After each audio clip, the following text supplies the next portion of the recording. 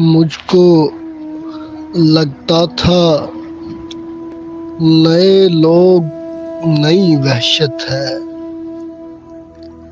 लेकिन अब भी वही सौदा है, वही वहशत है। पहले चुपचाप खड़ा रहता हूँ आईने में, बोलता हूँ तो ये कहता हूँ बड़ी वहशत है, बोलता हूँ तो ये कहता हूँ बड़ी वहशत है। और दोस्त समझे ही नहीं मेरी ज़रूरत है क्या,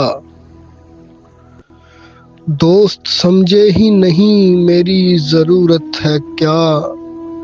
कहता रहता हूँ ये जो बेतलबी वहशत है, कहता रहता हूँ ये जो बेतलबी वहशत है।